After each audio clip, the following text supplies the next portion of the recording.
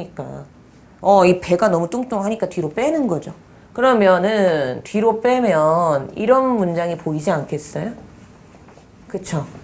근데 우리가 분명히 배웠단 말이야. 뭘 배워? 이제 영어를 공부했으면 딱 나와야죠. 목적어, 타동사. 타동사는 반드시 항상 뒤에 뭐가 있어야 돼요? 목적어가 있어야 되잖아요. 그러니까 여기에 뭐가 들어가? 이시 들어가는 거지. 그래서 얘를 뭐라 그래? 가짜 목적어. 그리고 얘를 진짜 목적어라고 하는 거죠. 자, 근데 중요한 건 이거다. 이게 시험에 나올 경우에는 왜 중요할까요? I found it easy to study math. 그래, 이게 가목적어, 뒷목적어야. 그럼 이게 시험에 나올 땐 왜 중요할까? 예를 들어서 봐라. 시험에서 가려져 있어. 실제 나왔던 거에 따라 우리가 문제를 풀 텐데 얘가 가려져 있어. 없어, 아무것도. 그리고 I found it easy to study math 했다. 그럼 이 문장이 틀렸다는 걸 알 수 있어요? 한 번에 확? 그게 중요한 포인트예요. 그러니까 시험에선 특히 얘보단 얘를 더 많이 내요. 얘가 되게 좀 어렵거든. 봐봐. 얘가 없어. 얘가 없고 그냥 I found easy to study math 했다고 쳐보자 이거야. 그러면 얘 없을 때 이 문장이 틀렸다는 거 알 수 있어요? 어떻게 알아야 되죠? 타동사니까 항상 뭐가 필요한데? 목적어가 필요한데 없이 곧바로 이지 형용사가 나왔으니까 얘는 문법적으로 그래서 뭐 한 거다? 틀린 거다. 이렇게 가야 된다는 거죠. 오케이? 그걸 알아두시면 됩니다. 자, 그리고 이제 형용사적 용법을 가시면 아까 얘기했죠? 문장 안에서 명사를 수식하거나 서술하는 역할을 한다. 그래서 뒤에서 명사 꾸민다라는 게 포인트고요. 자, 전치사가 들어가는 경우를 조심해라. 자, 그 세 문장 그냥 보세요. I have a chair to sit on. 자, 이때 on은 빠지면 돼요? 안 돼요? 안 되죠. 왜? 우리 의자 어디에 앉으니까? 의자 위에 앉으니까. 그 다음 I have a pen to write with. 자, 이때 펜은 당연히 with가 들어가야 되죠. 왜? 우린 펜을 가지고 쓰는 거니까. 그 다음 I have a house to live in. 이땐 in이 반드시 들어가야 되죠. 왜? 우린 집 어디에 살아요? 안에 살죠? 집 위에 사는 거 아니죠? 닭새끼 아니잖아. 그렇지? 그러니까 in이 들어갑니다. 이렇게 알아두시면 되고요. 자, 19쪽에 중요한 게 나온다. 비투용법. 자, 비투용법 들어는 본 적 있죠? 여기를 보세요. 자, 비투용법. 자, 여기를 봤대. 잠을 좀 깨시고 자. 역시 아침에 하는 건 참 힘들어요. 그렇죠? 자, 비투용법이라는 거 있는데 그러니까 그치? 나도 특히 고등학교 때는 아침에 많이 졸았던 기억이 나는데 그죠? 특히 아침에 참 졸린 선생님이 들어오면 끝장이죠? 1교시부터 계속 졸게 돼요. 그렇지? 이제 밥 먹을 때쯤 되면 일어나서 부시시는 이제 밥 먹고 또 점심 먹고 또 졸고 그렇죠? 어느 순간 하루를 다 잠으로 보내고 있는 나를 발견하게 되죠. 그렇죠? 자, 비투용법은요. 얘를 형용사적 용법으로 봐요. 왜 그럴까요? 왜 비투용법은 형용사적 용법으로 볼까요? 이렇게 어렵게 생각할 필요 없어요. 비동사 뒤잖아. 보호 자리죠. 근데 우리 보호는 뭐가? 형용사가 역할을 한다고 그랬잖아. 그러니까 형용사 자리니까 형용사적 용법으로 봐요. 근데 얘는 해석이 중요해요. 해석. 그래서 일반적인 문법책을 보면 도, 예, 가, 에, 운명 해가지고 이렇게 5가지 용법이 있다고 가르치죠. 의도, 예정, 가능, 의무, 운명. 그러니까 얘는 5가지 중에 하나로 해석이 되는 거야. 뭐뭐 할 의도이다, 뭐뭐 할 예정이다, 뭐뭐 할 수 있다, 뭐뭐 해야 한다, 뭐뭐 할 운명이었다. 이렇게 가르치고요. 예를 들어서 She is to meet him next Saturday 이랬다고 해볼까요? 자, 그럼 내가 이제 니들한테 물어보는 거야. 얘들아, 이때 비투 용법이 5가지 중에서 어떤 용법이겠니? 라고 물어봤다고 쳐봐요. 그럼 무슨 용법이겠어요? 예정일 확률이 높죠, 아무래도. 왜? 다음 토요일이니까. 자, 근데 이렇게 생각해보자는 거죠. 이 남자아이가요, 스토커 같은 애예요, 스토커. 눈치도 없어, 눈치도. 눈치도 없어갖고 맨날 쫓아다녀. 그래서 어느 날 전화를 한 거지. 다음 토요일에 나오지 않으면 제가 집에 찾아가서 배를 한 100번 누를지도 몰라요. 저를 꼭 만나주세요. 뭐 그러는 거죠. 그럼 그때의 그녀는 다음 토요일에 그를 뭐 한다? 만나야 한다도 될 수 있는 거죠. 그러니까 뭔 얘기인가 하면 이때 비투 용법은 딱 이 용법이다라고 정해져 있는 것이 아니라 앞뒤 문장 구조에 따라서 뭐 될 수 있는 거예요? 달라질 수 있는 거고요. 그러면 이 5가지를 다 알 필요가 없어요. 없고 아까 분명히 투부정사의 가장 중요한 포인트는 뭐라 그랬죠? 미래라 그랬으니까 요 정도로만 알면 돼요. 그러니까 앞으로 이런 문장이 나오면 해석을 어떻게 해야 될지를 막 머리 붙잡고 고민할 필요 없이 그냥 will 정도로 해석하면 되는 거죠. 그래서 그녀는 다음 토요일에 그를 만날 것이다 정도. 그래서 이렇게 아시면 되겠습니다. 그렇죠? 그래서 이제 그런 용법이 밑에 나와요. 밑에 예문 보시면 그냥 뭐 우리가 버스 정류장에서 만날 예정이다 이렇게 나오고요. 그는 7시까지 그것을 끝낼 것이다 이렇게 나오고 있죠? 그래서 알아두시면 되고요. 3번의 부사적 용법, 뭐 목적, 원인, 결과, 조건, 양보, 이유, 판단의 근거 정도가 있다. 네, 뭐 알아두시면 됩니다. 이거 뭐 별로 그렇게 그런 게 있나 하고 넘어가시면 되고요.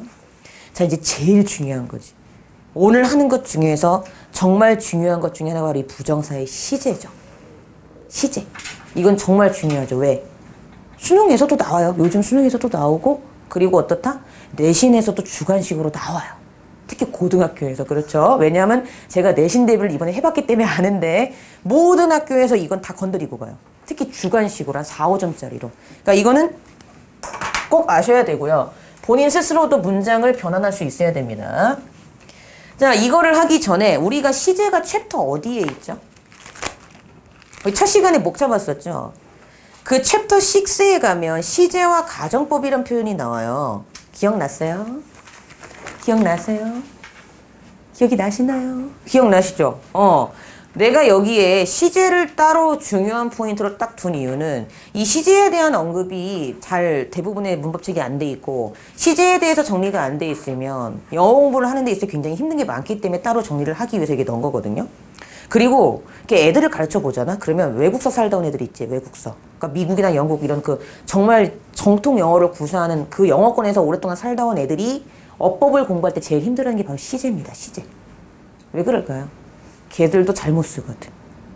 실제 네이티브들도 시제는 다 틀려 이상하게. 알지? 문법 제일 잘하는 나라가 우리나라래. 영어 문법. 그러니까 미국인들도 영어 문법 모르면 한국인한테 온대. 그래서 Hey, you, what's the matter? 막 이렇게 물어본대 진짜. 그 막 한국인이 이게 이래서 이랬더니 당신 따봉 막 이런대요 진짜. 씁쓸하죠. 그게 지금 웃을 일이 아닌데 지금. 자, 시제를 잠깐 설명을 해드리죠. 자, 이거에 대한 기본 개념이 박혀 있어야지만, 그러니까 이거는 어차피 나중에 우리가 또 하기 때문에 지금은 그냥 그런가 보다고 이해를 하고 넘어가면 되는데, 만약에 이거에 대해서 우리가 이해를 제대로 못하면 앞으로 내가 말하는 투부정사의 뭐 완료 이런 걸 얘기할 때 굉장히 힘들어집니다. 자, 보세요. 그건 알고 있죠. 시제가 크게 뭐뭐뭐로 나누어진다? 과거, 현재, 미래. 근데 어느 나라나 다 그렇죠. 근데 중요한 건 이거예요. 그러니까 이렇게 수직선이 있다고 했을 때 과거, 현재, 미래가 있다면 영어는 우리나라 시제 이외에 다른 어떤 시제도 있죠? 과거 앞에 대과거도 있어요. 이게 좀 중요한 포인트예요.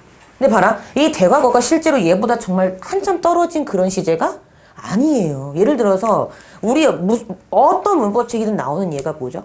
내가 역에 도착했을 때, 역에 도착했을 때 기차가 이미 떠나고 없대요. 그러면 역에 도착한 게 먼저예요? 기차가 이미 떠나고 없는 게 먼저예요? 그렇지. 그럼 그때 어떻게 한다? 역에 도착한 걸 arrived. 그치? When I arrived at the station 했다면 기차가 이미 떠나고 없는 걸 the train had left라고 쓴다는 거죠. 왜? 분명히 얘가 먼저 일어났기 때문에 그 표시를, 먼저 일어났다는 표시를 영어는 반드시 해줘야 된다는 거죠. 왜? 영어는 우리나라 말과 달리 시제가 직선상에 펼쳐져 있기 때문에 그래요. 그러니까 동양권 시제는 어때요? 순환하죠. 그러니까 솔직히 우리 시간 조금 잘못 말해도 그냥 알아듣잖아요. 근데 영어는 만약에 그런 거를 잘못하면 어떻게 돼? 약간 문법적으로 틀린 부분이 생긴다라는 거죠. 근데 대과거는 표시를 어떻게 하죠? 헤드 PP로 합니다. 자, 그리고 과거 완료라는 게 있죠. 과거 이전의 사건이 과거의 어느 시점까지 영향을 미치는 거. 우리가 과거 완료라고 하는데요. 과거 완료도 고맙게도 어떻게 돼요? 헤드 PP가 돼요. 그렇죠? 자, 그리고 이게 중요하죠. 현재 완료. 과거의 사건이 현재까지 영향을 미치는 걸 현재 완료라고 하죠. 그래서 얘는 have나 has pp로 표시를 합니다. 오케이? 요것만 일단 지금은 얘기를 해줄게요. 왜냐하면 자, 이거를 보고 우리가 어떤 법칙을 발견할 수 있어요. 어떤 법칙이냐면은 자, 지금 이 표를 봤더니 현재보다 한 시제 먼저 일어난 시제가 두 개가 있죠. 뭐랑 뭐야? 바로 앞에 있는 과거와 현재 완료죠. 그렇죠? 그리고요. 과거보다 지금 한 시제 먼저 일어난 시제가 또 두 개가 있네요. 뭐랑 뭐? 대과거, 과거, 완료죠. 맞아요? 자, 그럼 중요한 건 이겁니다. 현재보다 한 시제 먼저 현재 완료, 과거보다 한 시제 먼저 과거 완료. 지금 기준 시제의 완료가 들어가니까 어떤 의미가 생겨요? 한 시제 먼저라는 의미가 생기죠. 그래서 이제 우리 머릿속에 정립이 돼야 될 것은 그러므로 영어에서 완료라는 개념은 어떤 개념이다? 기준 시제보다 한 시제 먼저다. 이게 되게 중요해요. 근데 이걸 모르면 시제에 대한 모든 정의가 어긋나기 시작하고요. 근데 단 이건 어떤 경우다? 동사 자리가 아닌 경우에 해당하는 법칙이라는 거예요. 동사 자리가 아닌 경우에 해당하는 법칙이다. 그래서 이거를 이제 우리 머릿속에 뭐 해야 돼? 기억을 해야 됩니다. 기억을 해야 되고요. 오케이? 자, 그게 이제 단순 부정사, 완료 부정사, 부정사의 시제를 할 때 굉장히 중요한 포인트예요. 일단 요거는 잡으셨어요? 요거만 알면 돼. 완료는 기준 시제보다 한 시제 먼저고, 즉 이거는 동사 자리가 아닌 경우에 해당하는 법칙이다. 오케이? 이해되셨어요? 자, 그럼 이제 요거 지워도 되니?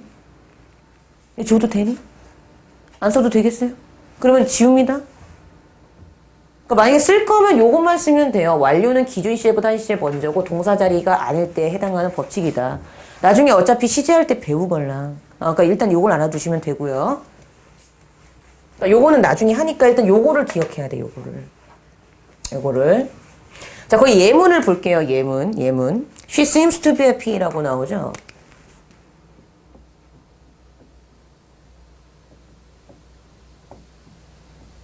그리고 she seems to have been happy라고 나오고요. 그리고 she seemed to be happy라고 나오고요.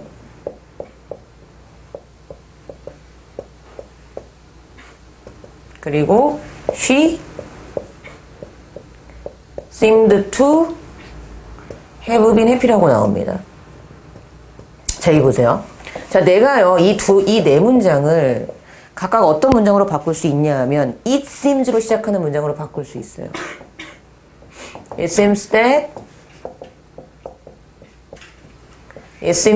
맞죠? 그리고 it